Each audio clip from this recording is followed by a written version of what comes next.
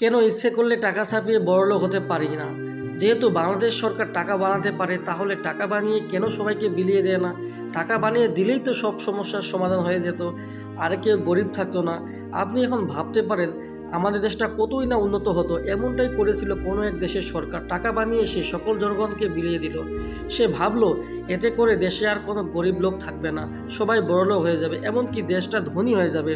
এক দোকানদার তার দোকান খুলছিল, হঠাৎ সে দেখতে পেল তার অ্যাকাউন্টে 40 লক্ষ টাকা ঢুকছে। তখনই সে দোকান ফেলে রেখে দৌড়াতে লাগলো। দৌড়াতে দৌড়াতে রাস্তার ধারে তার বন্ধুর সাথে দেখা। তার বন্ধু সবজি বিক্রি করতো, সেও দৌড়াতে দৌড়াতে বাড়ির দিকে যাচ্ছে। তার বন্ধু তাকে জিজ্ঞাসা করলো, তুই দৌড়াচ্ছিস কেন?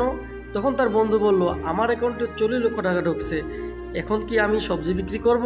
তারপর সেই লোকটা বলল, আমার অ্যাকাউন্টেও 40 লক্ষ টাকা ঢুকছে। এই বলে দৌড়াতে দৌড়াতে বাড়িতে যেতে লাগলো এবং বাড়িতে গিয়ে দেখলো তার ছোট ভাই কলেজে যায়নি। তার ছোট ভাই কলেজে পড়ে, কিন্তু সে বাড়িতে বসে আছে, কেননা তার অ্যাকাউন্টে নাকি 40 লক্ষ টাকা ঢুকছে। তাই সে এখন পড়ালেখা করে করবেটা কি? পাশের বাসায় একজন টিচার ছিল, সেও পড়াতে যায়নি, কারণ তার অ্যাকাউন্টেও যে 40 লক্ষ টাকা ঢুকছে। এখন সে বাচ্চাদের পড়িয়ে করবেটা কি?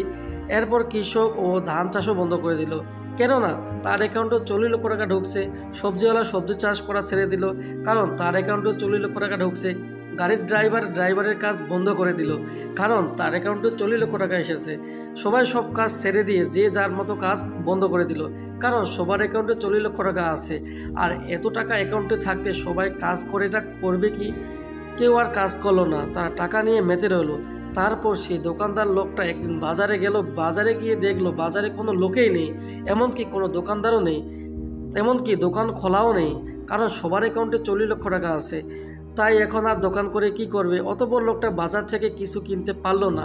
সে টাকা নিয়ে গিয়েছিল, সেই টাকা নিয়ে ফিরে এলো। এদিকে ওষুধ না থাকার কারণে লোকটা অসুস্থ হয়ে পড়লো, হাসপাতালে গেল। হাসপাতালে গিয়ে দেখলো হাসপাতালে কোনো ডাক্তার নেই, কারণ সব ডাক্তারের অ্যাকাউন্টে 40 লক্ষ টাকা ঢুকছে। তাই তারা চাকরি বাকরি ছেড়ে দিয়ে অফিসে করছে না। তারপর লোকটি বাড়িতে ফিরে এলো। আর কিছুদিনের মধ্যে দেশে হাহাকার লেগে গেল, চারদিকে কোনো খাবার নেই, পানি নেই। তারপর এটাকে তারা অভিশাপ মনে করলো। তারপর তারা সিদ্ধান্ত নিল যে টাকাগুলো সরকারকে ফেরত দেবে।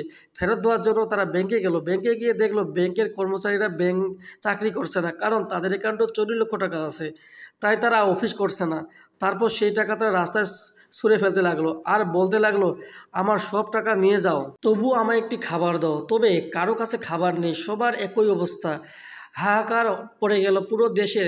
তারপর সবাই মিলে সিদ্ধান্ত নিল, আমরা যে যা করতাম সবাই মিলে আবার আগের মতো কাজ শুরু করব। তারপর আস্তে আস্তে সবাই যার যার মতো কাজ করতে শুরু করে দিল। তারপর দেশটা আগের অবস্থায় ফিরে এলো। যে গল্পটা এখন আপনারা শুনলেন সেটা কাল্পনিক, তবে আমরা অনেকেই গরিব ঘরে জন্ম নিয়ে ভাবি যে আল্লাহ তাআলা আমাকে কেন গরিব ঘরে পাঠিয়েছেন। যদি কোটিপতির ঘরে জন্ম নিতাম তাহলে জীবনটা কতই না সুন্দর হতো। একটি কথা মনে রাখবেন, আল্লাহ তাআলা আপনাকে এমনি এমনি সৃষ্টি করেননি, অবশ্যই তিনি আপনার চেয়ে কয়েক হাজার গুণ বেশি জানেন। আর নিশ্চয়ই আল্লাহ তাআলা উত্তম পরিকল্পনাকারী। প্রিয় দর্শক, ভিডিওটি কেমন লাগলো তা কমেন্ট করে জানাবেন।